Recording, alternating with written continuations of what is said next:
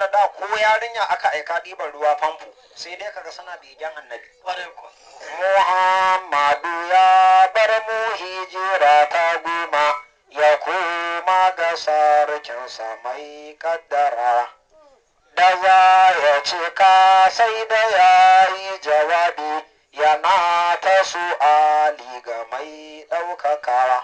A can Aisha ta jiya bar kalami ta dafa shi sannu tana girgizawa. Tana ci da shi sayyadi kada ka kyale ka dube ni ya shugaban annabawa. Ba da daɗi ba? Amma yanzu yarinya za ga ta tafi tana ki amsa na yi kira na. Ya ka abar wasu kan rikici na yi katsalan don tashi mutum.